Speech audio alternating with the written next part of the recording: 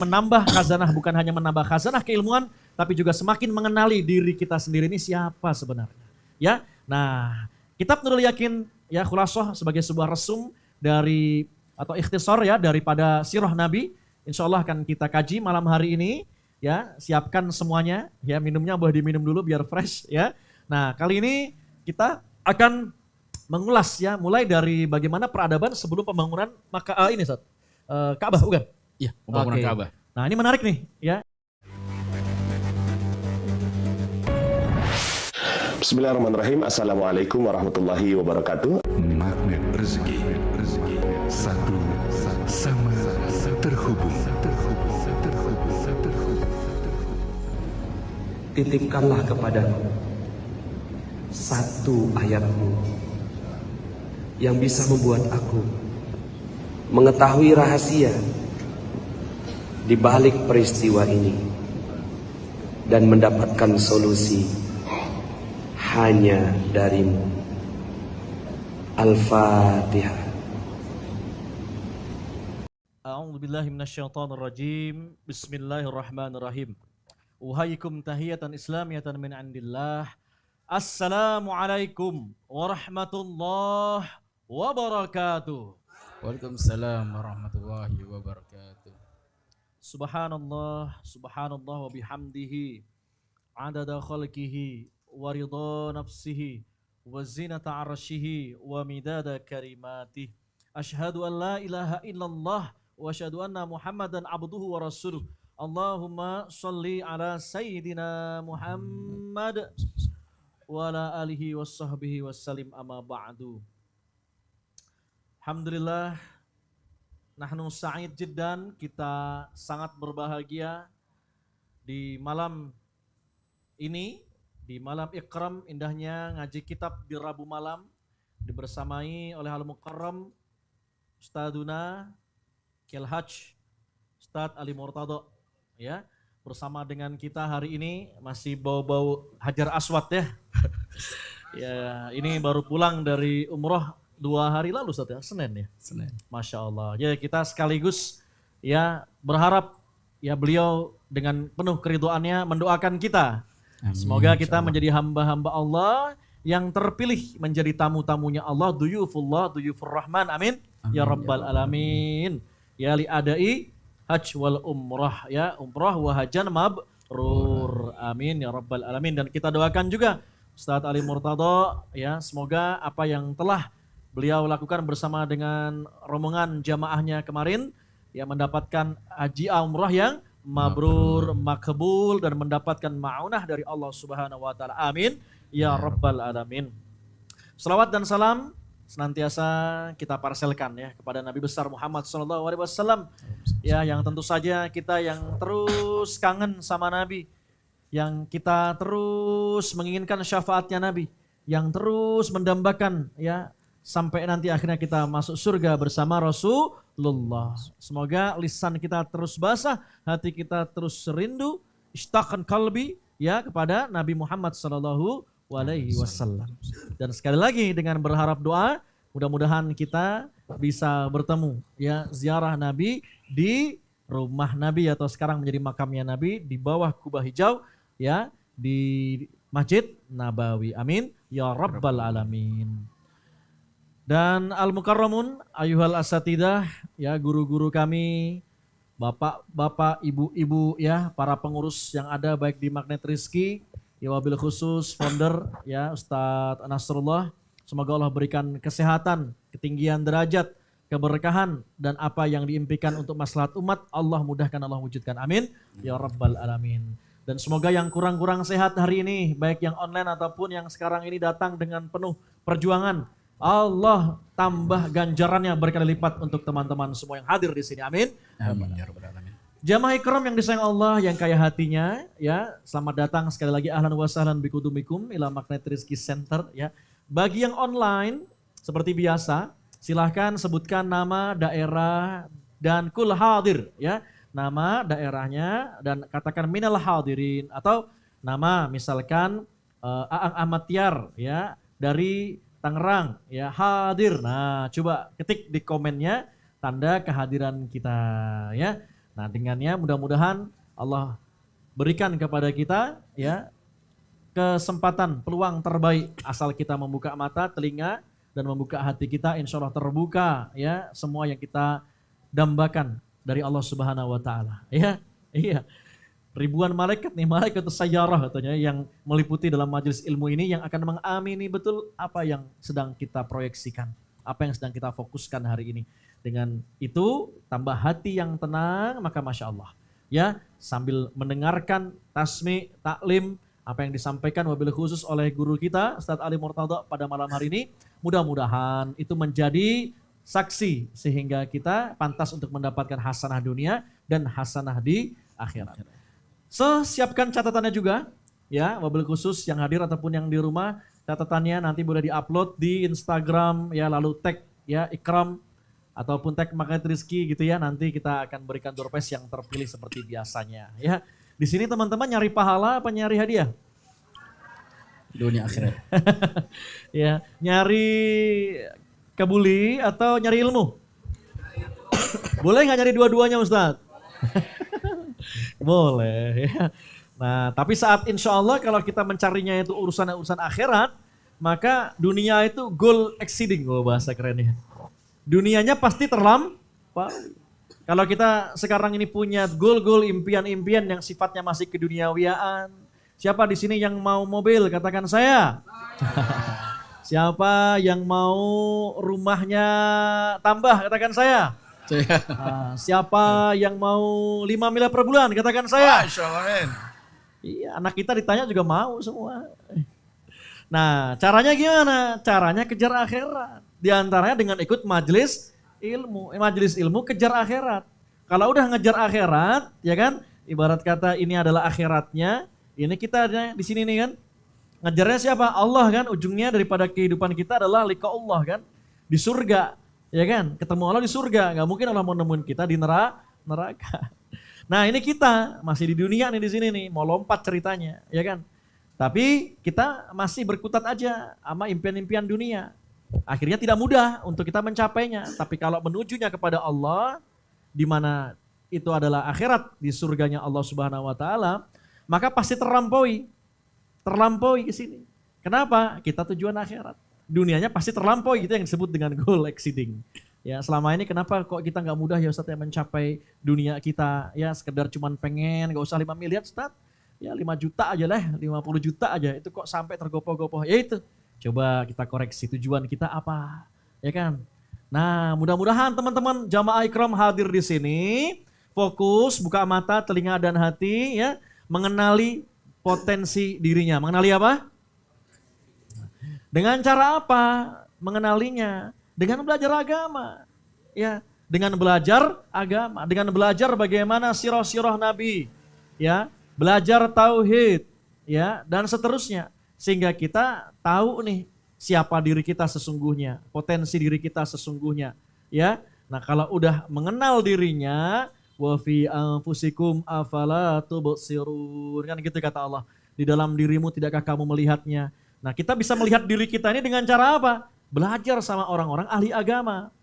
Ya, kalau ahli agamanya di bidang sirah seperti Ustadz Ali, belajar dekat dengan Ustadz Ali. Ya, sohbatul Ustadz itu penting dalam syarat menuntut ilmu. Maka ada perjuangan sampai sini, jangan dikira nggak dibalas bensin Bapak Ibu yang datang ke sini, dibalas pasti. Berkali lipat. Karena sedekah yang sunnah jadi pasti berbalas, terlebih menuntut ilmu agama yang wajib. Dengan begitu, kita mengetahui diri kita, insya Allah kita akhirnya mengenal siapa Allah. Kalau udah mengenal Allah, clear tujuan kita, benar ngomongnya di sini menuju surga, pengen ketemu Allah. Ya, makanya mudah-mudahan teman-teman semua hadir di sini sekali lagi ya untuk menambah khazanah, bukan hanya menambah khazanah keilmuan, tapi juga semakin mengenali diri kita sendiri ini siapa sebenarnya. Ya, nah kitab Nurul Yakin ya khulasah sebagai sebuah resum dari atau ikhtisar ya daripada sirah Nabi. Insya Allah akan kita kaji malam hari ini ya, siapkan semuanya ya, minumnya boleh diminum dulu biar fresh ya. Nah kali ini kita akan mengulas ya, mulai dari bagaimana peradaban sebelum pembangunan Ka'bah bukan? Iya, pembangunan Oke. Ka'bah. Nah ini menarik nih ya, pasti banyak yang belum tahu juga, pengen ke Ka'bah tapi belum mengenal ceritanya Ka'bah itu seperti apa. Ya kan? Kalau kita udah kenal pasti tujuan kita gampang dilalui, ya enggak? Iya dong. Ya, maka mudah-mudahan yuk kita bersiap untuk mendengarkan Ustadz Ali Murtado ya daripada kitab Khurasah Nurul Yakin. Falyatafadhal mashkur. Masya Allah, jazakumullah khairan Ustaz. Waalaikumsalam Assalamualaikum warahmatullahi wabarakatuh. warahmatullahi wabarakatuh. Alhamdulillah, alhamdulillah nahmaduka ya Rabb kama amartana an nahmadak. Nusalli wa nusallimu ala habibina sayyidina maulana Muhammad wa sallallahu alaihi wa ala alihi wa ashabihi wa man tabi'ahum bi ihsan ila yaumil mi'ad. Rabbi shrah li sadri wa yassir li amri wa hlul 'uqdatam min lisani yafqahu qawli wa la haula wa la quwwata illa billahil aliyyil azim. Amma ba'du. Alhamdulillah segala puji hanyalah milik Allah yang memberikan nikmat pada kita semuanya, nikmat duduk dalam sebuah majelis taman di antara taman-taman surganya Allah Subhanahu wa taala. Kalau beberapa hari yang lalu masuk raudhah itu antriannya panjang, itu pun harus dapat tasrih saat deg-degan. Alhamdulillah dapat masuk gitu ya. Maka disebut sebagai raudhah min riyadil jannah, taman di antara taman surga. Tapi ternyata yang Allah berikan taman di antara taman surga tidak hanya satu Bapak Ibu. Masya Allah. Ahlan wa sahlan Ustaz Sarkona. Masya Allah. Ustaz Nur Salim. Nah, makanya begitu Rasul menyampaikan, jika kalian mendapati taman surga, maka mendekatlah kalian. Gitu. Maka para sahabat bertanya, apa itu taman surga ya Rasulullah? Majelis ilmu. Maka ini semoga ini bagian dari di antara taman-taman surganya Allah. Maka turunkan di sini ketenangan dan doa-doa kita dijabah oleh Allah Subhanahu wa taala. Baik Ustaz, tadi saya agak tersenyum gitu Ustaz ketika Ustaz bilang Al-Mukarram. Al-Mukarram dalam bahasa Arab sebenarnya sebuah kemuliaan gitu ya, yang mulia gitu ya. Kalau orang disebut Al-Mukarram itu biasanya langsung sesak gitu ya badannya, sumuk gitu ya. Maka aja Al-Makkah Al-Mukarramah. Maka Al-Mukarramah, Al-Murtado Al-Mukarram, Masya Allah.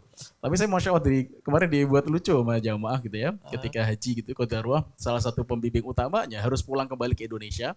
Jadi tidak diizinkan berlama-lama, maka dipilihlah pengganti. Maka setelah itu pas beliau selesai haji langsung pulang melanjutkan estafet kepemimpinan saya. Nah semenjak itu saya mendapat gelar Al-Mukarram. Masya Allah. Ada singkatannya itu, Ali Murtado Ketua Rombongan. Iya. Jadi flat aja sebenarnya gitu ya. Al-Mukarram, Ali Murtado Ketua Rombongan. Oh Masya Allah. Ini Pak D. Ada jadi, oh ini Al-Mukarram maksudnya ya gitu ya. Ya Alhamdulillah semoga tahun depan jadi ketua rombongan lagi, berarti berangkat haji lagi. Amin. Semoga ayah bunda bapak ibu semua juga bisa hadir ke Baitullah menjadi tamu-tamunya Allah Subhanahu wa taala. Dan tadi kedua ketika Ustadz sholat di rakaat pertama itu langsung kayak satu sama terhubung ketika dibaca surat Al-Fil. Alam taro kaifa fa'ala rabbuka bi ashabil fil. Kita belum tahu kita akan membahas apa, tapi qadarulahnya temanya kok tersambung dengan ayat itu. Nanti satu di antara yang membuat orang-orang Quraisy ketakutan untuk pembangunan Ka'bah ulang itu karena ayat ini gitu ya. Boleh tampilkan lagi? Bisa. Oke, kita di bab ke-9, kemarin kita telah membahas tentang pernikahan Rasulullah dengan Bunda Khadijah. Ini sekarang kita di bab ke-9. Hukmuhu baina Quraisyin fi wad'il hajar al-aswadi. Ini kelas 9 boleh persiapan untuk monokosyah ya. Sekalian. Tapi ini kita udah ada harokatnya berarti aman. Ntar monakosyah nggak ada harokatnya. Baik, hukumnya Rasulullah di antara orang Quraisy di dalam peletakan Hajarul Aswad.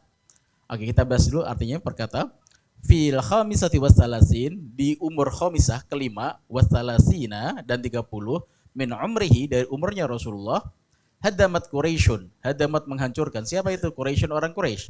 Al-Ka'bah Ka'bah. Penghancuran itu apa? Wajaddadat bina'aha untuk merenovasi, memperbarui pembangunannya. Itu ketika Rasulullah berumur 35 tahun. Karena kitab ini mukhtasar, nanti akan kita jelaskan kenapa itu dihancurkan dan sebagainya. Waqat ishtaroka, waqat dan sesungguhnya ishtaroka, ikut bersama, bergabung, mahum bersama mereka. Siapa itu? Sallallahu alaihi wasallam, Rasulullah sallallahu alaihi wasallam, fi binaiha dalam pembangunannya.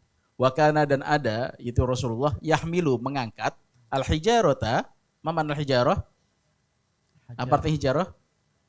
Batu. Oh, Masya Allah pesantren ini. Hijarah tadi hajar aswad itu. Hijarah, hajar itu artinya batu. Ma'asyrafi Quraisy bersama pimpinan orang-orang Quraisy. Walaupun Rasulullah saat itu orang biasa gitu ya. Itu belum ada asyraf, orang-orang bangsawannya orang Quraisy. Wa ma'ahu ammuhu Abbas, dan saat itu beliau bersama pamannya bernama Abbas. Secara umur ini berdekatan dengan Rasulullah. Kita baca dulu semuanya. Waqtalafat maka berselisih paham. Siapa itu Quraisy orang Quraisy? Fiman terhadap orang yabda'u meletakkan al-hajar al-aswad, hajar aswad Maka nahu pada tempatnya lagi. Summa kemudian ittafaku, mereka beritifak ala ayyakuna, agar menjadi al-hukmu, ketetapan itu awwala dakhilin minal masjid. Siapa yang masuk pertama kali masjid, maka dia membuat hukum. Siapa yang akan meletakkan Hajar Aswad ini. Baik, ini juga cukup detail. Saya hari ini izin share-nya pakai film tadi. Oke. Ini kisahnya adalah, ini orang Quraisy itu memiliki sebuah tempat kumpul, tempat nongkrong. Kalau tempat nongkrongnya orang MRC, orang magnet rezeki di mana? Di MRC, gitu ya. Nah, orang Quraisy saat itu, Abu Jahal, Abu Lahab, orang-orang yang bahasa catatan itu pun, dan Rasulullah kumpulnya di mana? Di Darun Nadwah. Darun Nadwah itu tempatnya di sekarang menjadi pelataran Masjidil Haram. Mereka berpikir saat itu terjadi badai, terjadi feodora, terjadi banjir, maka memang sangat jarang sekali hujan. Tapi sekali hujan itu nggak punya resapan, karena dia batu. Jadi kayak mangkok sekali diisi, yaudah dia akan tetap di situ. Makanya kalau kita dapati sekarang ini apa yang terjadi? Di bawahnya itu kan banyak penyedot air gitu ya, untuk mengeluarkan ke keluar kota Mekah. Kalau ada hujan langsung dikeluarin ke kota dari kota Mekah. Karena apa? Tanahnya itu batu bukan pasir. Nah, selanjutnya ketika terjadi banjir itu ternyata Ka'bah miring, tidak lurus seperti biasanya. Maka orang-orang Quraisy pun berpikir bagaimana caranya ini. Ini punten nggak ada ini nggak ada bahasa Arabnya aja. Karena tadi nggak mudah untuk masukin video. Oke. Ini. Mereka berusaha bermusyawarah. Terus kita apakan itu? Ya udah kita bangun ulang saja. Bangun ulang. Caranya gimana? Kita menghancurkan dulu. Nggak ada yang berani. Ini ada seorang namanya Walid bin Mughirah, bapaknya Khalid bin Walid. Dia mengusulkan. Ini kalau kita kenalan dulu, Walid bin Mughirah adalah orang yang ketika beliau berkata, orang Quraisy pasti sami'na wa ta'na. Bahkan mereka menolak Rasulullah dengan alasan Walid. Kalaupun ada Rasul, yang pantas jadi Rasul bukan engkau Muhammad, yang jadi pantas jadi Rasul siapa? Nih, Walid. Bapaknya Khalid bin Walid. Dan nanti satu titik Walid itu hampir masuk Islam. Dan ketika Walid masuk Islam, Mekah selesai. Akan masuk Islam semua. Tapi kalau daruah Abu Jahal lagi, maka nggak jadi masuk Islam gara-gara Abu Jahal, provokator hebatnya. Nah, saat itu orang-orang nggak ada yang berani mendekat ke Ka'bah. Bagaimana mungkin kami berani mendekat ke Ka'bah? Itu kan Ka'bah miring. Kalau mau direnovasi kan harus diambil dulu semuanya, dirubuhin dulu, baru dibangun ulang. Sedangkan mereka itu masih teringat-ingat, mereka masih hidup dan mereka menjadi saksi hidup atas kejadian beberapa tahun silam, 30 tahun silam, 35 tahun sebelumnya. Karena saat itu Rasul umur 35 tahun, berarti 35 tahun yang lalu terjadi Tayron Ababil yang menyerang Abraha. Ayat yang dibacakan oleh Ustadz Abus barusan. Tayron Ababil tarmihim bijarotin min sijil. Orang Quraisy gak ada yang berani, terus gimana ini? Ka'bah harus dihancurin dulu. Siapa yang berani ngancurin? Nanti kalau Tayron Ababil turun gimana persoalannya? Lalu kita dilemparin sama batu lagi. Abraha yang sekuat itu aja selesai umur mereka. Gak ada apa-apanya di hadapan Allah gitu. Ya sudah gini aja, saya berkorban. Ini Bani Makhzum, perkenalan. Ini Walid bin Mughirah, sebelahnya adalah Abu Jahal. Cukup menyeramkan ya, Abu Jahal. Nah, kata Walid, ya udah segini saja. Saya akan menghancurkan satu. Di bagian sisi makam Ibrahim itu, saya akan pukul tung tung tung. Setelah itu coba kita lihat besoknya. Kalau besok saya mati, maka selesai, jangan lanjutin ini. Tapi kalau besok animasi hidup, animasi keluar, kata Walid, maka kita lanjutkan pembangunannya. Berarti Allah ridho. Ting, maka dia datang. Ini lanjutkan filmnya, saya percepat saja. Nah, maka Walid pun datang ke hadapan Ka'bah, dia ambil posisi yang terbaik, dia ngambil cangkolnya, mengambil apa ya kayak lingkisnya kira-kira gitu ya. Digodam lah Ka'bah itu, semua orang udah deg-degan ini. Khawatir petir datang, gitu ya. Ada burung datang gitu kan, mengkhawatirkan semuanya. Semuanya ketakutan. Kenapa? Mereka saksi hidup terhadap lihat ngerinya Tayron Ababil tadi. Maka dipukullah Ka'bah tadi, dihancurkan. Dung. Tidak sampai semua dihancurkan, hanya beberapa saja gitu ya. Hanya untuk memberi kode bahwa kalau memang Allah ridho, maka tidak akan ada turun apapun. Tapi kalau sampai Allah nggak ridho, maka malam itu Walid yang jadi korbannya. Ini orang memang satu sisi bijaknya luar biasa, tapi qadarullah memang hidayah belum masuk ke dalam relung hatinya. Maka setelah itu Walid kembali, malam harinya dia tidur, pasti nggak tenang tidurnya, sudah menunggu apakah dia akan kena azab malam itu, dan ditunggulah besok harinya. Ternyata besok harinya Walid muncul lagi dan dalam keadaan hidup. Barulah setiap Quraisy itu, orang para pimpinan kabilah-kabilah, mereka berani untuk menghancurkan Ka'bah. Menghancurkannya bukan untuk penghancuran, tapi untuk merenovasi Ka'bah. Tapi kan harus diobral dulu, dibongkar dulu satu persatu. Maka dibagilah, bagian ini bagian orang Quraisy, ini bagian Bani Hashim, ini Bani Abdul Manaf, ini Bani Makhzum gitu ya. Walid dari Bani Makhzum. Satu kabilah yang sama dengan Abu Jahal. Gitu. Nanti pun setelah pembangunan selesai, semua dapat selesai tugasnya masing-masing. Nextnya adalah semua udah beres nih. Tinggal satu yang belum selesai. Yang belum selesai adalah ini. Dipercepat. Peletakan Hajar Aswad. Ketika dalam peletakan Hajar Aswad itu, orang-orang Quraisy sudah meletakkan mereka. Mereka membuat darah, bawa darah, ember, darah gitu kan. Cemplungkan tangan mereka dalam darah itu. Siapa yang berani mengambil Hajar Aswad untuk diletakkan di tempatnya, maka siap-siap. Aku pun rela mati untuk meletakkan Hajar Aswad di tempatnya. Dan darah yang darah hewan itu bukan darah manusia, itu menunjukkan bahwa kami siap mati untuk meletakkan Hajar Aswad doang. Ini cuma Pak ngangkat Hajar Aswad, plak, beres. Segitunya. Tapi itulah kebanggaan orang Quraisy. Mereka itu berbangga diri dengan, oh saya adalah kabilah terbaik. Maka setiap orang mengatakan, yang paling berhak untuk meletakkan Hajar Aswad itulah kami, Bani Makhzum. Kata Abu Jahal. Lah kenapa Bani Makhzum? Yang berkorban pertama siapa? Walid. Walid kan yang berani berkorban kan? Kenapa kita berani merenovasi ini? Karena Walid berani berkorban pertama kali. Maka yang paling berhak adalah ya kami. Gitu. Kata Bani Abdul Manaf, keturunan Quraisy itu banyak. Kami loh yang keturunan Kusoi. Kusoi itu orang kerennya orang Quraisy. Kalau dia bilang A semua, B semua. Gak ada yang berani ngelawan Kusoi. Lah kalian kan bukan keturunan Kusoi, aku keturunan Kusoi. Bani Hashim juga mengatakan hal yang sama. Bani Hashim itu keluarganya Rasulullah. Penjaga Ka'bah siapa? Bani Hashim. Bahwa kami yang lebih berhak. Semua mengatakan kami lebih berhak. Marah-marahnya mereka bawa ember. Embernya berisi darah. Nih, siapa yang berani yuk kita perang. Gara-gara sebuah batu. Cuman plek, gitu. Kurang dari 1 menit. Maka hampir-hampir saja terjadi peperangan. Maka Walid mengatakan lagi, ini orang bijak memang. Tapi belum dapat hidayah. Gimana kalau kita punya usul saja? Kita kayak undi, tapi undiannya berbeda. Undiannya, siapapun yang pertama kali masuk masjid, kita ini lagi rapat nih. Siapapun yang pertama kali masuk Masjidil Haram, maka dia bilang A, kita akan setujui. Qadarok ternyata misalkan dia Bani Makhzum, ya udah jatahnya Bani Makhzum gitu. Tapi ternyata yang datang adalah semua menunggu. Sebentar, ada guys saya. Sebentar. Oke. Nah, ketika semua menunggu, diliatin, udah tuju ke sana ya, gitu. Semua ngeliatin siapa kira-kira yang akan datang pertama kali. Ternyata yang datang adalah baginda Rasulullah Shallallahu Alaihi Wasallam. Baik, kembali ke film. Nomor 4. Fakana awwala dakhilin Rasulillah. Ternyata yang pertama kali masuk adalah Rasulullah. Fafarihat Quraisyun bih. Maka seluruh Quraisy bahagia. Kenapa? Yang merasa menang bersama. Coba, nggak cuma Bani Hashim sebagai kabilahnya Rasulullah bahagia, iya. Tapi Bani Makhzum pun bahagia. Kenapa? Yang muncul adalah Rasulullah. Kita tahu track record-nya. Kalau misalkan dari yang muncul adalah anaknya Abu Jahal, misalkan Ikrimah datang. Weh, anak saya tuh datang. Pasti yang terpilih, saya Abu Jahal yang akan ngambil Hajar Aswad itu. Maka yang lain akan sedih. Ya, bukan jatah kami. Gitu. Tapi ketika yang datang adalah Rasulullah, Fafarihat Quraisyun. Maka seluruh orang Quraisy bahagia. Pasti ini orang bijak, pasti ini orang adil. Dan mereka mengatakan waqalu, dan kami berkata radina bil amin, dan mereka mengatakan radina, kami redho bil amin terhadap orang yang sangat terpercaya ini. Maka apa yang dilakukan Rasulullah? Ini kecerdasan Rasulullah, fatwa Rasulullah. Fawadu al hajar, maka Rasulullah meletakkan batu hitam tadi, Hajar Aswad, fi ridain, di dalam sebuah selendang. Digambarkan selendang, maka diletakkan Hajar Aswad di situ. Maka diminta tadi setiap kabilah.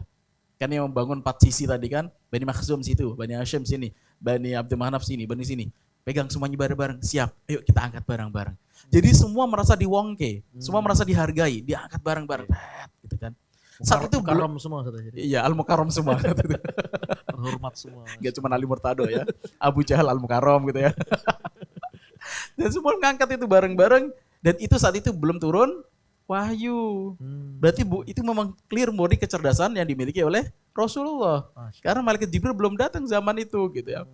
Maka mereka wa talaba min kulli ra'isin, dan meminta setiap pemimpin dari kaum itu ayyum sikabi tarafin. Mereka memegang taraf itu pojokan, minar rida, dari astagfirullahaladzim, rida itu apa? Sorban gitu ya. Tsumma amarhum bi raf'ihi. Setelah itu Rasulullah meminta kepada mereka, ayo angkat.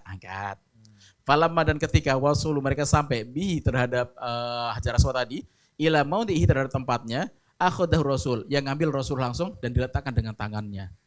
Jadi nggak langsung Rasul ambil masuk, tapi Rasul mengajak semuanya. Itu kan sebenarnya busa basi juga Ustaz.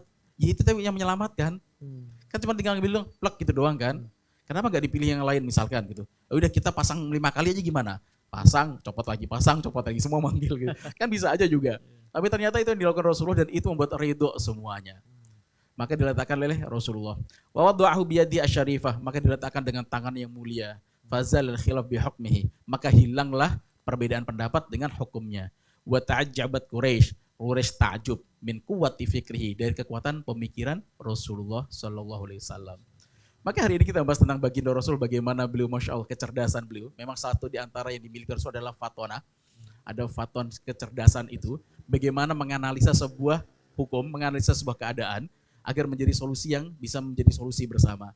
Nah ini kisah filmnya seperti ini kira-kira digambarkan. Maka diletakkan dalam rida, diangkat bersama-sama. Ini pastinya Rasul tidak ditampilkan di sini. Sampai di dekat dengan Ka'bah baru diletakkan, dan itu membuat semua orang ridho. Dan tidak ada satupun, ya, ternyata yang dimuliakan cuma Bani Hashim, tidak. Yang dimuliakan semuanya. Dan mereka semua ridho dengan hukum yang diletakkan oleh baginda Rasul Sallallahu Alaihi Wasallam. Maka di pojokan inilah sekarang menjadi pojokan Hajar Aswad. Dulu Hajar Aswad segede gini kira-kira. Cuman sekarang tinggal segede jempol-jempol gitu. Pernah diambil orang dan jatuh. Sekarang ditempel-tempelkan di dalam semen gitu ya. Kalau kemarin ada viral ternyata masuk Hijri Ismail itu ngantri. Dan kemarin gak dapet itu karena saking penuhnya. Sekarang lagi musim dingin Bapak Ibu. Ntar lagi antum berangkat ya. Iya, Masya Februari Ustaz. Kemungkinan juga masih musim dingin Ustaz. Siapkan jaket dikit lah ya. Gak tebel-tebel amat, insya Allah cukup itu. Baik, ini saya gambarkan sedikit tentang posisinya Ka'bah. Boleh sih? Oke. Nah, Ka'bah itu dulunya dia persegi panjang, dia bukan kotak. Saat ini posisi Ka'bah itu kotak, bukan persegi panjang. Kalau zaman Rasulullah, di masa umur yang tadi sebelum 35 tahun itu, Ka'bah itu panjang, persegi panjang, seperti inilah kira-kira. Tapi saat ini posisi Ka'bah itu kotak. Beda dengan zaman itu. Yang membedakan apa? Yang membedakan adalah ketika pembangunan itu dihancurkan dan dibangun ulang, orang-orang harus memberikan syarat. Syaratnya apa? Kita hanya menggunakan harta yang tahir, yang bersih. Harta dari jual beli budak untuk dilacurkan itu tidak boleh. Harta yang di situ ada ribanya tidak boleh. Sebenarnya mereka dalam hati kecil mereka mengatakan, oh ini riba sebenarnya nggak boleh, ini nggak boleh, ini nggak boleh. Mereka tahu itu. Tahunya dari mana kita? Dari pembangunan Ka'bah. Ternyata ketika pembangunan Ka'bah pakai syarat itu. Karena syaratnya terlalu bagi mereka gak mudah. Kenapa? Harus ngambil yang suci doang, yang bersih. Benar-benar gak kecampur dengan yang najis gara-gara gitu. Melacurkan budak-budaknya gitu dan pelacuran sebagainya. Itu mereka tahu walaupun dilakukan. Itu mereka tahu itu salah.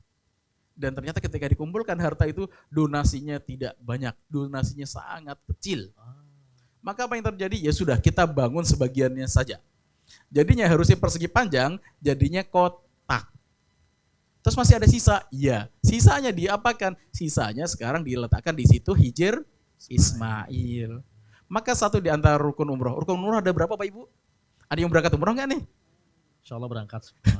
Saya ada seorang ustadz itu nanya, siapa di sini mau berangkat umroh? Saya semuanya. Siapa yang sini udah pernah manasik? Nggak ada yang angkat tangan.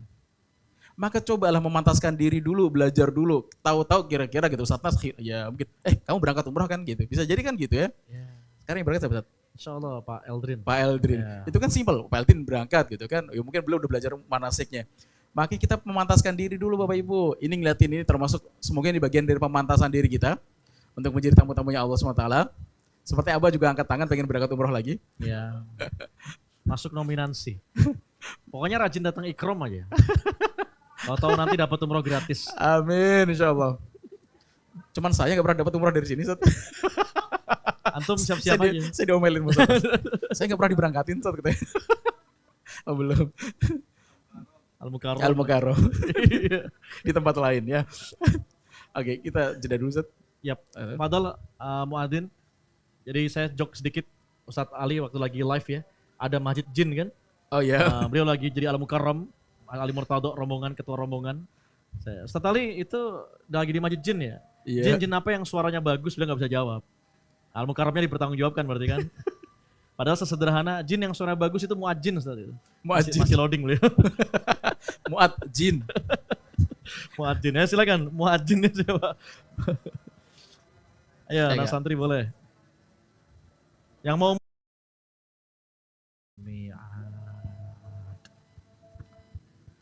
Tip, alhamdulillah jamaah Ikram yang disayang Allah, yang kaya hatinya, masih bersama dengan Ustadz Ali Murtado Al-Mukarram ya. Dan tentu saja kita dibersamai oleh insya Allah tamu-tamunya Allah di sini, duyufullah, duyufur rahman. Amin, ya. Masya Allah. Nah, karena kita sedang menggali sirah bagaimana proses terbangunnya Ka'bah yang kita ingin menuju kepadanya, insya Allah. Ya, kita ingin menuju ke sana, ya kiblatnya seluruh umat muslim sedunia. Tapi kita belum tahu bagaimana nih ceritanya Ka'bah itu berdiri. Kita pengen mencium Hajar Aswad, kita nggak tahu bagaimana cikal bakalnya Hajar Aswad. Ya ternyata sekarang hanya tinggal serpian-serpian aja Ustaz ya. Tadi Ustaz Ali udah menyampaikan. Tambah lagi katanya dulu Hajar Aswad itu putih ya, dalam sebuah hadis dikatakan sedemikian, kok sekarang jadi hitam. Apa sebabnya gitu ya. Nah inilah pentingnya kita memahami ya, menelusuri sirah sehingga kita seperti menemukan emas dalam diri kita untuk kemudian kita bisa mengerti ya jati diri kita, potensi diri kita, sekali lagi untuk akhirnya menuju kepada surganya Allah Subhanahu wa taala. Liqaullah di sana ya. Nah, dengannya akhirnya hajat-hajat dunia kita dengan mudah dapat terlampaui. Lantaran kita sudah kenal diri kita, kenal Allah, akhirnya kita mendapatkan surga sebelum surga yang sesungguhnya. Masya Allah. Maka Bapak Ibu semua sudah berada di channel yang tepat ya, di MRTV ataupun di channel Ikram ini bersama dengan Ustaz Ali Murtado. Kita lanjutkan ya kitab Khulasah Nurul Yakin dalam bab bagaimana proses pendirian Ka'bah dan Hajar Aswad. Fadhal Ustaz. Baik, izin Ustaz ya, nambahkan. Baru nanti setelah ini kita akan diskusikan. Jadi, Akhi, boleh tampilannya lagi. Nah, dulu Hajar Aswad itu panjang, persegi panjang dengan dua pintu bagian saat ini, Ka'bah, ini pintu maksudnya. Ka'bah, yang sebelahnya ada Hajar Aswad, ini posisinya. Oh, kursor saya nggak kelihatan ya. Oke, yang paling dekat sini ini adalah pintu Hajar Aswad, yang dekat dengan Hajar Aswad itu. Dan sebelah sana sebenarnya ada dua pintu. Jadi nggak hoax jika ada foto bertebaran bahwa dulu di masa Nabi Ibrahim pintunya ada dua, dan pintunya di bawah. Baru di masa nanti pembangunan ulang, pintu itu agak ke atas. Jadi masuk ke Ka'bah itu harus pakai tangga khusus. Sebelumnya di bawah. Dan ini adalah bagian dari simbol saja. Apakah kita menyembah Ka'bah? Tidak sama sekali. Itu simbol kita mengarah satu titik yang sama. Ya. Yang kita sembah sama semuanya itu Allah Subhanahu wa taala. Dan dulu adalah dia persegi panjang, sekarang menjadi kotak. Nah, tersisa sekitar mungkin 3 meteran mungkin ya untuk ke area sisi Hijr Ismail itu. Yang lagi viral adalah boleh ngantri. Setahu saya mungkin waktu duha mungkin. Waktu duha mungkin bisa ngantri karena agak longgar. Tapi kalau waktu padat nggak mungkin ngantri karena pasti akan desek-desekan dengan yang lain. Nah, di situ Ibu Aisyah pernah bercerita, ya Rasulullah setelah Fatu Makkah, aku pengen dong masuk Hajar Aswad, pengen sholat dalam Ka'bah. Hayu, kata Rasulullah. Diajak gitu kan. Ternyata berharapnya itu dibukain pintu Ka'bah masuk ke dalam. Tapi ternyata enggak. Diajak kemana? Hijr Ismail. Sini lah, kok di sini ya Rasul? Ini bagian dari pondasi Ka'bah. Cuman kaummu dulu ketika mengumpulkan harta itu tidak sampai ke ujung, duitnya kurang, yang bersih, makanya sampai sini doang. Ya. Maka dibatasin ini dalam adalah dalam Ka'bah itu. Makanya salah satu di antara rukun tadi, rukun umroh ada berapa? 5. Bapak Ibu begini, rukun umroh ada 5. 1 ihram atau niat. 2 tawaf, luar biasa Ibu. 3 sa'i. 4 tahalul. 5 tertib. Wah. Nah, Masya Allah. Berangkat besok semua insya Allah. Amin. Insya Allah. Hafal manasiknya. Udah tinggal praktek ini mah. Ya. Nah, di rukun umroh itu ada tawaf. Hukum tawaf itu boleh sah ketika kita tawaf di luar Ka'bah. Maka pertanyaan menarik, emang kita bisa masuk Ka'bah? Bisa. Kapan? Ketika masuk Hijr Ismail. Makanya jangan masuk Hijr Ismail. Bahkan tangan kita ketika misalkan ini Ka'bah, sambil jalan kita deket kosong banget, ngeng. Tempel nih tangan nih. Iya. Ini bagian tubuh kita masuk area Ka'bah nggak boleh. Iseng gitu ya nggak Iseng, boleh. Iya Kena sih. ini Hajar Ismail ya. Iya, nggak boleh. Asal jalan saat. Iya, Tapi iya, emang iya. nggak mudah sih. Potensinya nggak mudah ya buat desek-desekan gitu. Walaupun ada potensi bisa juga sambil jalan nempel terus ke tembok gitu kan, ngusap. Sangat kecil kemungkinan. Tapi itu mungkin iya. Maka itu ada bagian tubuh yang masuk dalam Ka'bah itu tidak boleh. Kecuali berhenti cium Hajar Aswad, keluar lagi jalan lagi, itu masih boleh. Dan itu gitu sunahnya ya. Rasulullah gitu. Sunahnya gitu Ustaz. Cuman prakteknya kan nggak mudah. Iya, akhirnya Nyium gini Hajar doang Aswad. ya, istilah doang ya. Bismillahi, Allahu Akbar. Kayak kita nempel dalam Hajar Aswad terus kita cium. Nah, ini tadi pertanyaan Ustaz. Ya. Nazal Hajar Aswad minal jannati wa huwa asyadul bayat. Ya. Hajar Aswad itu turun dari langit, dari surga dalam keadaan sangat putih. Bahkan lebih putih dari al-laban, dari susu. Masya Allah. Fasawwadathu khotoya bani Adam. Maka berubah hitam gara-gara dosanya anak Adam. Allah. Gitu. Itu kan anak Adam, Ustaz. Bapak saya bukan Adam namanya. Enggak gitu juga. Kita semua anak Adam. Tapi saya garis bawahi menariknya dalam case ini adalah kisah tentang Umar bin Khattab. Semua orang yang cuma Hajar Aswad itu berebutan gitu. Umar doang yang mendapatkan ultimatum, kalau bahasa di ulti sama Rasulullah. Umar, ente kalau mau nyium Hajar Aswad jangan pas rame. Siap ya Rasul, emang kenapa? Karena badan ente gede. Mental semua gitu kan. Ente dolimin orang. Maksudnya gak apple-to-apple lah. Kalau semua gede-gede gak apa-apa gitu kan. Ya sudah, suatu ketika beliau nyium Hajar Aswad, itu pun pakai komentar, kencang lagi gitu kan. Kalau gak salah Abdullah bin Umar, anaknya yang meriwayatkan. Innaka la hajar. Jadi mau nyium Hajar Aswad masih ngomong, itu cuma batu ya. Kalau Rasul gak menciummu, aku gak akan pernah menciummu. Udah. Mau nyium aja tuh gak maksudnya al-mukarram itu bukan penghormatan gitu ya. Al-mukarram itu bercandaan nih bahasanya. Kenapa ini jadi mukarram, jadi mulia? Karena Rasul menciumnya. Jadi kenapa itu jadi indah itu? Ya karena Rasulullah menghadirkan mahabbah, cinta kepada Rasul itu yang penting. Saya ceritakan ketika Sayyidina Ali melewati sebuah jalan, beliau ngerunduk gitu kan. Sesimpel itu. Maka para sahabat nanya, "Loh kenapa ngerunduk wahai Ali?"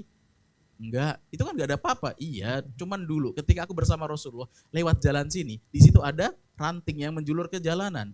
Dan Rasulullah harus merundukkan kepala beliau untuk melewati jalan ini. Dan kenanganku bersama Rasulullah itu yang buatku aku ngerunduk. Sesimpel itu. Tema tentang mahabbah itu temanya tertinggi Bapak Ibu.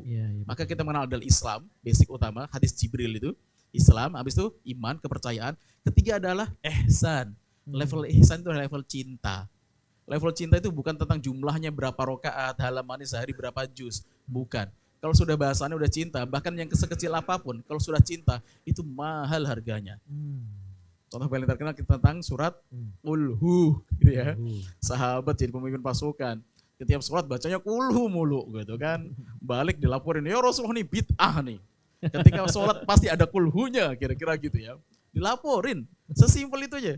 Kan Rasul nggak baca kulhu biasanya kan. Ini kalau setiap sholat berkali-kali diulang-ulang, oh kulhu lagi. Baca surat lain ditutup dengan kulhu. Maka ditanya dulu, kenapa sahabat, kamu kok suka kulhu? Apa yang membuatmu mengeluhkan hal itu? Enggak ya Rasul, aku senang banget dengan surat ini. Lalu kenapa kamu suka? Karena surat ini full, dari awal sampai akhir, itu tidak berbicara tentang kita. Kalau misalkan Al-Fatih, idza ja'a nasrullahi wal fath, yang menang siapa? Kita. Gitu kan? Alam nashrah laka sadrak. Yang di lapangan hatinya siapa? Kita. Tapi ayat ini dari awal sampai akhir itu berbicara tentang sifat-sifat Tuhanku. Dan aku seneng banget dengan surat itu. Masya Allah. Gak pakai lama itu. Beberapa detik kemudian malaikat Jibril turun. Menyampaikan kepada Rasulullah. Ya Rasulullah, sampaikan kepadanya bahwa Allah mencintainya. Sebagaimana dia mencintai Rabbnya. Pengen dicintai Allah? Pengen banget. Nanti ujungnya adalah liqa Rabbi. Tadi sampaikan Ustaz Abus. Masuk surga itu sangat tawar nanti. Ketika gak ketemu Allah. Masuk surga sangat tawar ketika nggak ketemu Allah. Iya. Allah. Tapi cuma masuk surga ketemu Allah saja. Iya, Satya. Kenapa? Justru karena itu Satya, kenikmatan tertinggi. Ketika bertemu dengan Allah Subhanahu wa taala. Gitu. Tadi ada yang menarik Ustaz. Kaitannya dengan mencium Hajar Aswad. Hatta seorang Umar mengatakan kepada Hajar Aswad ini, kalau bukan karena Rasul menciummu, maka aku nggak mungkin mau gitu kan.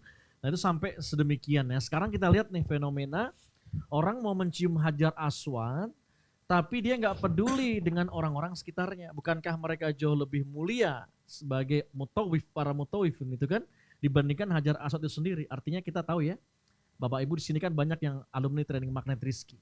Sudah tahu satu ilmu namanya terumbu karang. Ya, terumbu karang itu di mana Allah titipkan rezeki untuk ikan. Nah kalau kita Allah titipkan rezeki di kemuliaan dan kebahagiaan orang lain karena kita. Jadi terumbu karangnya manusia itu ya. Nah sekarang banyak tuh jamaah ya yang bernafsu pengen nyium Hajar Aswad ya, mumpung lagi di Makkah Al-Mukarramah gitu kan, mumpung lagi ada di Masjidil Haram, lalu dia dengan segenap kekuatannya, bahkan ada yang pakai caluk katanya Ustaz ya. Pengalaman Ustaz. Enggak, justru saya menghindari ya. Itu pakai berbagai macam kekuatan, termasuk kekuatan orang ya, kekuatan orang yang dibayarnya itu untuk sampai ke sana. Tapi sikut kanan, sikut kiri, wah ada yang sampai terpental karena sikutannya. Nah itu bagaimana Ustaz kira-kira itu kondisi? Apakah yang dicontohkan oleh Rasulullah? Kan itu ya pertanyaannya. Fadhol Ustaz. Baik. Jadi ketika dua kebaikan tidak layak untuk dipertentangkan, tapi coba dicari istimanya di mana. Kayak Sayyidina Umar bin Khattab, desek-desekan itu tidak hanya masa sekarang, Ustaz. Oke. Di masa Rasulullah sudah ada. Maka kita mengenal hadis yang disampaikan Sayyidina Rasulullah kepada Sayyidina Umar. Umar, kalau ente mau nyium Hajar Aswad, cari waktu yang agak longgar, kan gitu. Advice-nya Rasul gitu ya. Tadi yang disampaikan ya. Nasihatnya. Makanya kenapa kalau misalkan beliau ikut dalam rombongan umum ya mental semua orang-orang itu kalah dengan Sayyidina Umar bin Khattab karena besar gitu. Maka ya desakan-desakan itu dari zaman dulu ada dan Rasulullah tidak melarangnya. Bahwa sesungguhnya mencium Hajar Aswad bagian dari kesunahan, tetapi cara menciumnya inilah yang menjadi concern kita. Maka gini Bapak Ibu, kan ini insya Allah berpengalaman semua. Ini kan anak rocker kan, rombongan kereta. Kalau rombongan kereta sudah padat banget, posisi tangan Bapak Ibu gimana? Ini. Bisa gini ya. Ya kan? Posisinya defense. Oh Pak Ang hafal banget ini, pagi sore. Jadi gini ya, nggak ada jab apalagi uppercut nggak ada ya. Jadi deskan boleh, tapi itu senam alih. berlindung, Nah, defense. intinya adalah kita nggak sesak nafas, udah Ya, gitu. ya, ya. Bapak maju aja, maju menikmatin gitu. Nah, setiap usaha, setiap hasil yang berasal dari sebuah ikhtiar yang nggak mudah, Ya. pasti nilainya tinggi. Oh, Coba deh, Bapak Ibu silakan Hajar Aswad, silahkan. Nggak seru itu kenangannya, gimana dulu? Ya dipersilahkan doang, kagak seru. Pernah suatu ketika lagi jalan-jalan, mau salam ke baginda Rasul. Zaman itu belum ada tasreh. aha. Lagi jalan gitu kan, salam Rasul. Tahu-tahu raudhah kosong. Fadol, suruh masuk. Masuk itu ya datar doang. Ya Allah gitu doang. Kagak ada tetesan air mata gitu kan. Kenapa? Nggak ada perjuangannya. Ada perjuangan. Ya. Sebelumnya kan perjuangan sampai satu, kan dulu kan pakai slot-sloting kan. Iya, iya. Blok 1 dibuka, masuk. Blok 2 tahan dulu. Iya. Kalau sekarang kan nggak gitu kan. Sekarang lebih tenang gitu kan. Tapi Rapih perjuangan yang antrinya panjang gitu. Antrinya. Itu rasanya ada beda Ustadz. Gitu. Poinnya adalah jangan sampai pas orang pada berjalan kita sikut belakang gitu kan. Atau kita ngelokain orang sekitar kanan kiri kita, itu yang tidak boleh. Hindari, ya. Tapi mencium Hajar Aswad bagian ya ikhtiroman kita bahasanya ya. Ya masa gak diusahain sih gitu loh. Datang kepada Allah Subhanahu wa taala. Saya suka logikanya Gus Bah, kan gini. Bapak Ibu, apa hukumnya orang lari untuk ngejar rokaat? Misalkan orang imamnya lagi ruku nih, Bapak Ibu lari, Wow. ikut ruku. Kan biar dapat satu rokaat kan. Iya. Walaupun ngos-ngosan tuh. Hukum Keringetan. dasarnya apa? Sunnah, Dasarnya. suruh lari atau makruh atau wajib atau haram? Ya. Yang betul jawabannya dapat ini apa namanya? Kue, Kue. makruh. Maka nggak boleh Makruh lari. Ternyata ya. Ternyata nggak boleh itu. Tapi kalau Gus Bah itu dapat aja ilmunya. Lihat masa ngejar Allah kok nggak ada semangatnya, gitu ya. Oh, gitu. Jadi ada kehadiran. Itu bentuk ekspresinya adalah lari. Kenapa? Saya senang biar bersegera bersama Allah. Kan pahala jamaah itu kan pahalanya setiap orang berbeda-beda. Ketika orang takbir bersama Allahu Akbar gitu kan. Ntar nungguin aja deh, pas mau rukuk baru takbir. Kayak misalkan kerjaan anak-anak kan ketika pas taraweh gitu kan. Apalagi taraweh khataman 1 juz gitu kan. Ntar lagi juga rukuk, pas rukuk aja baru bangun. Itu pahalanya beda gitu ya.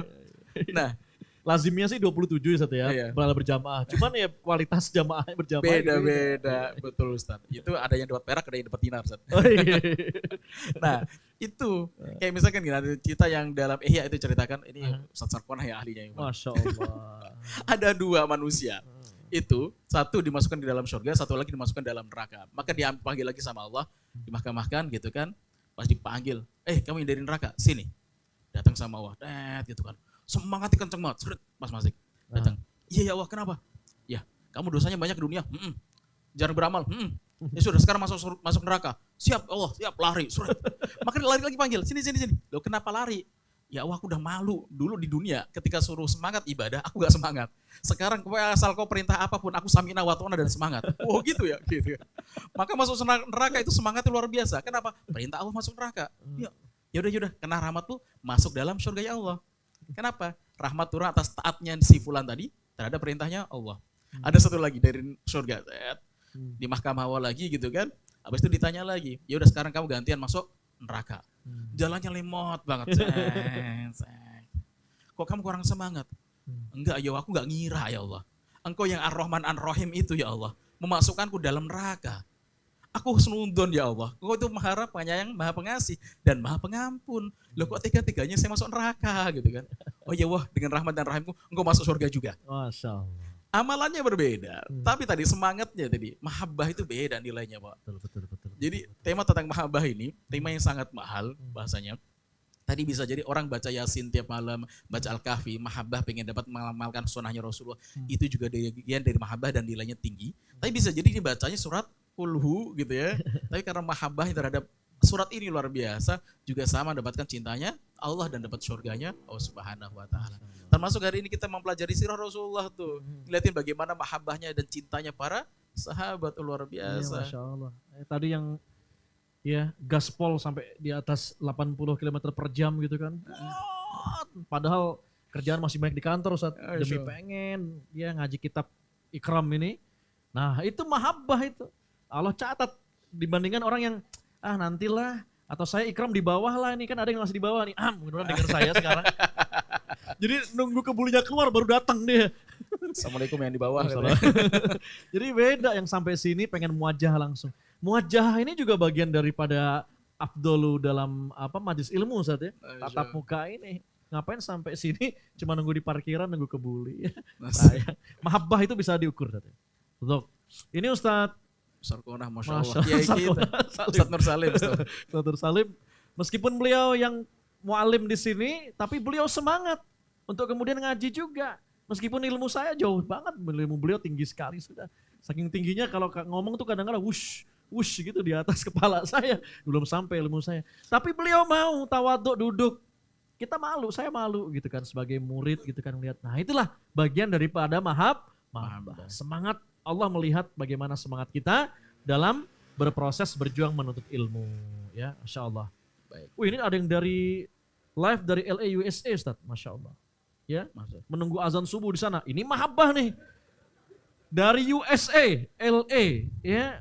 Mungkin di sekitarnya orang-orang lagi pada dugem itu kan di LA USA. Dia nunggu azan subuh sambil dengerin Ikram. Masya Allah, ini namanya mahabbah. Ya, malu gak kita sama orang-orang kayak gini? Masya Allah. Malu. Ya, jadi kalau satu kali gak datang Ikram aja, harusnya ada rasa nyesel. Iya gak sih? Iya, Masya Allah. Lanjut Ustaz, ini masih erat kaitannya dengan Ka'bah nih. Yang mau sambil tanya, saya beri kesempatan nih ya. Nah, baik yang di sini ataupun yang online ya. Kita buka dulu pertanyaan Ustaz. Siap Ustaz. Tafadhol, silahkan. Pak siapa, dari mana, apa pertanyaannya? Boleh dikasih mic-nya? Oke. Ya. Terus. Ya. Bismillahirrahmanirrahim. Assalamualaikum warahmatullahi wabarakatuh. Waalaikumsalam. Saya Agung Ustadz dari Limo. Oh, Pak Agung. Tetangganya Pak Agung juga. Iya. Sirah Nabawi ini memang sangat menarik ya. Kali semakin kita mempelajari semakin banyak hal yang baru bagi saya. Salah satunya tadi nih Ustadz, yang masalah kaum Quraisy itu ternyata saksi hidup pada kejadian Ababil itu. Nah, pertanyaan saya Ustadz, dia udah saksi hidup itu dan melihat keajaiban itu dari Allah. Kenapa nggak bisa beriman sama Allah?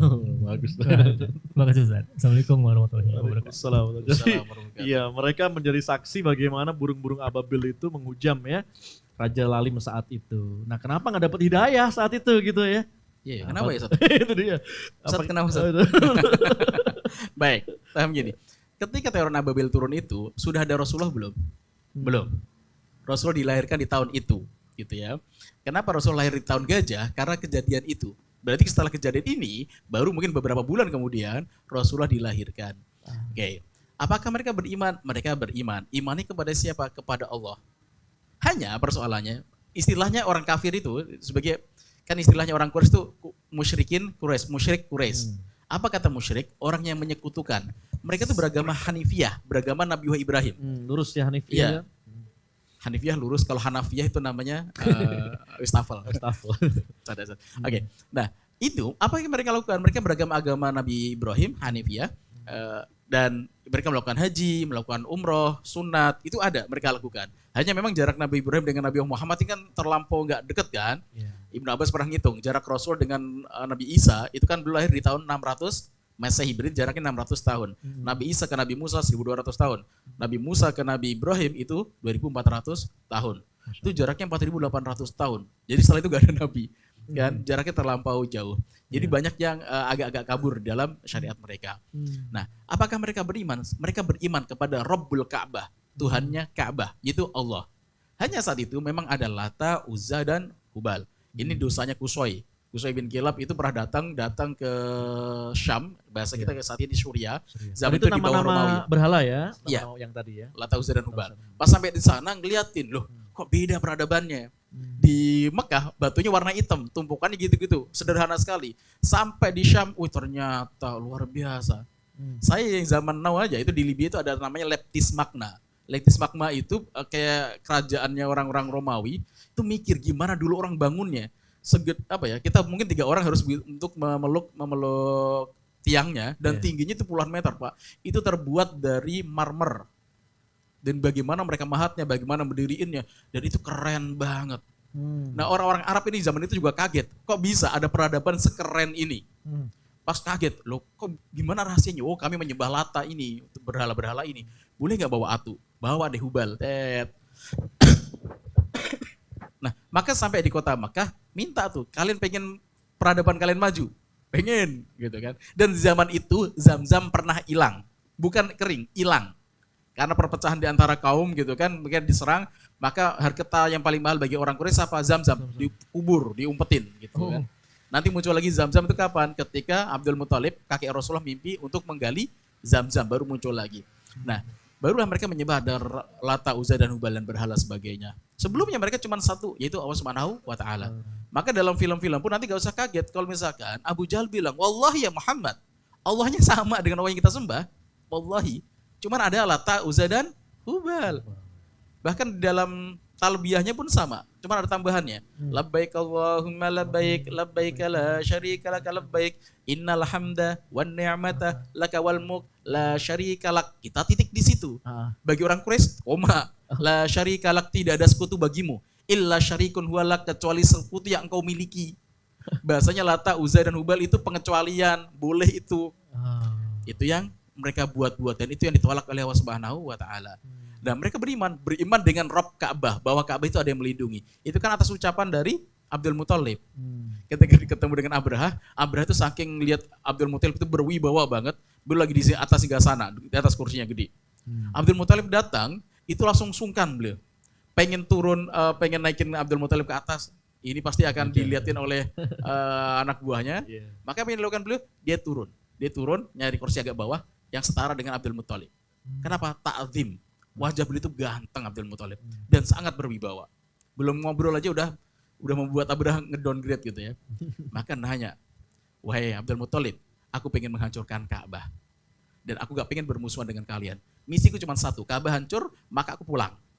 Kenapa? Abraha punya gereja dibangun, ternyata gak ada yang ngunjungin.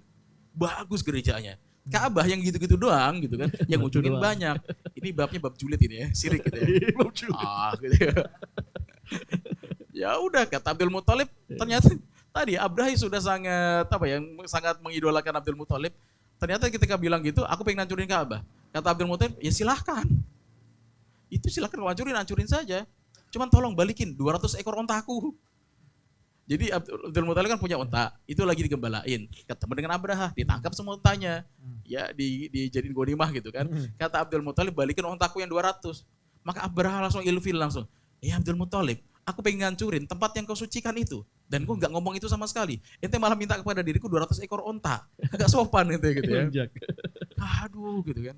Kok nggak ente ngomongin, jangan dong, nggak gitu. Kata Abdul Muthalib, ya silakan. Dia punya Tuhan dia sendiri yang akan melindunginya. Ana Rabbul Ibil, aku adalah pelindung dari onta. Maka aku minta ontaku. Wal Ka'bah indahul Rabb. Dan Ka'bah itu punya Tuhannya sendiri. Dia melindunginya. Pas mau dihancurin, udah Abdul Muthalib minggir doang ngeliatin. Apa sih yang terjadi ini? Ternyata ada Tayron Ababil. Itu. Kira-kira gitu. Mereka beriman, ya mereka semakin beriman dengan penjagaan Ka'bah itu. Maka mau ngancurin Ka'bah tadi kan ketakutan gitu. Tetapi imannya saat itu belum sampai ke level bawah. Dan Nabi aja pas pembangunan ini belum ada Islam. Cuman Rasul memang tidak menyembah berhala, itu saja. Masih memegang agama Hanifiyah yang dipegang oleh juga Ibunda Khadijah At-Thahirah yang suci. Cuman cara ibadahnya memang nggak jelas. Sudah sholatnya gimana itu nggak terlalu jelas. Setiap yang nabi ya sholatnya juga udah di penganutnya beda-beda. Punya syariatnya masing-masing. Gitu Pak, semoga puas. Ya? Apa nggak mau bertanya burung ababil itu bentuknya kayak gimana gitu mungkin Pak? Ada nggak sekarang dulu? Nanti harus ada di sini ada lukisan gitu ya. Sedikit nambahin yang sampaikan beliau. Kemarin itu saya mendapatkan satu hal yang menarik. Saya jelaskan kepada para jamaah. Saya ke Taif, baru pertama kali yang saya Ya bolak-balik. Allah, ke Taif Ustaz. Pak Agus tolong. Norak banget ya. Udah berkali-kali umroh ya. Enggak pernah Haji. ke Taif. Kemarin ke Darok saya ke Taif. Ya. Dan ternyata saya perhatikan kultur kita itu sangat dekat dengan kulturnya Turki. Di mana orang Indonesia muncul di situ, orang Turki muncul di situ. Ya. Yang mau naik Gua Hira itu orang Turki. Masya Allah, nenek-nenek di sana gede-gede. Sampai di atas kok bisa gitu kan. Itu kan saya masih muda tuh harga dirinya langsung ke downgrade langsung. Yo nenek-nenek sampai atas gitu kan. Dan Turki itu di sana apa? Dia bercerita, selalu bawa son. Spesial itu pasti. Turki itu bukan doa, Allah enggak. Dia akan cerita, ustadznya akan cerita ini apa, ini apa. Kebangkitan Turki dari mana? Mereka mendekat kepada Sirah Nabawiyah. Salahuddin Al-Ayyubi bisa menaklukkan Al-Aqsa itu dengan cara apa? Membuat maulid kembali. Maulidnya bukan tentang bagaimana baca maulid dengan begitu sakral, tidak. Tapi mengenal kembali tentang sosok Rasulullah dan para sahabatnya. Maka kemarin Ustadz Salim Afilah itu menarik sekali ketika membahas tentang Pangeran Diponegoro. Ini pangeran loh, tinggal di tempat kerajaan loh. Kenapa keluarganya, kakak adiknya, sebagainya itu nggak seperti beliau dalam perjuangannya. Beliau mau nggak disiplin. Mau berjuang, tidak mudah dalam kehidupannya. Ternyata dipelajari, beliau dari kecilnya bukan dididik di kerajaan, tapi didik di pesantren Tegal Rejo, Magelang kalau nggak salah ya. Itu bersama neneknya gitu. Nah itu di mana satu kitab yang sangat terkenal dibaca oleh Pangeran Diponegoro adalah kitab sirah tentang Sayyidina Hamzah. Oh gitu. Makanya perjuangan dari kecil sudah muncul itu. Muhammad Al-Fatih itu punya guru sirah nabawiyah khusus. Syekh Al-Qurani mengajarkan Al-Quran, Syekh Aqsam Sudin mengajarkan sirah nabawiyah dan ulumul islami. Tapi spesialis sirah nabawiyah. Dari kecil dia lahir sebagai penguasa gitu kan. Kecil dia duduk di bagian Asia, di situ ada bagian Eropa, yaitu bagian Horn itu, yang teluk tanduk itu. Itu masih dikuasai oleh orang-orang Konstantinopel. Cuma dikasih tahu, Muhammad, ada hadis, Latuf Tahanal Konstantinia, Konstantinopel akan ditaklukkan. Sebaik-baik pemimpin ada pemimpin yang bisa menaklukkannya, dan sebaik-baik pasukan adalah pasukan ikut dalam pasukan itu. Dan aku lihat kakekmu kayaknya udah nggak berhasil untuk menaklukkannya. Bapakmu sedang berjuang, tapi sepertinya bukan dia yang penakluknya. Terus siapa Pak Yai kira-kira itu? Yang aku lihat adalah engkau sebagai penakluknya. Dari kecil dia ngomongin gitu terus, kan ditunjuk no. Seberang lautan memang deket sih kelihatannya cuma selat doang gitu ya. Itu yang menaklukkan adalah engkau. Aku gitu. Maka dari kecil dia memantaskan dirinya. Umur 16 tahun, 8 bahasa dikuasai. Ahli senjata, ahli peperangan. Hafiz Quran umur 8. Udah lewat semua kita ya. Itu. Kenapa mulai dari sirah tadi? Maka kemarin ketika kita ada di Taif pertama kali ada Masjid Abdullah bin Abbas gitu kan. Itu orang Turki tuh ngumpul lagi ceritakan Abdullah bin Abbas itu siapa gitu kan. Abdullah bin Abbas adalah mufasir yang cerdas, anak kecil memang di masa itu, dia masih kecil. Tapi Umar bin Khattab itu kalau mau cari tafsir itu pada Abdullah bin Abbas. Ketika ditanya Abdullah bin Abbas, apa tafsirmu tentang surat Al-Fatah? Idza ja'a nasrul Fatah gitu kan. Ketika datang pertolongan Allah dan kemenangan. Semua orang mengatakan itu kemenangan gitu kan. Kemenangan. Fatu Makkah itu. Abdul bin Abbas bilangnya enggak gitu. Surat Al-Fatah itu adalah itu berita duka cita. Loh kok bisa? Iya. Berita duka cita tentang meninggalnya Rasulullah. Ketika ayat ini turun, semua sahabat bahagia. Mungkin ada sekitar 3 yang tidak bahagia. Umar, Abu Bakar, Abdul bin Abbas. Dia kenapa? Kalau sudah menang, misi selesai. Kalau misi selesai, pasukan kembali. Rasul akan kembali dengan robnya. Ya nangislah para sahabat. Maka ketika ayat ini turun, ada beberapa sahabat yang nangis. Loh kok nangis? Sahabat itu para sahabat tanya, loh kenapa orang tua ini? Itu Abu Bakar bin As-Siddiq nangis. Karena beliau tahu makna dari ayat ini. Gitu. Umar bin Khattab itu kalau nanjak, naik gunung, itu beliau bahagia. Kan berat, iya. Tapi setelah berat itu pasti ada turunan kan? Tapi ketika sedang turunan, beliau agak sedih. Siap-siap di depannya akan ada tanjakan. Maka hidupnya akan selalu flat, santai aja.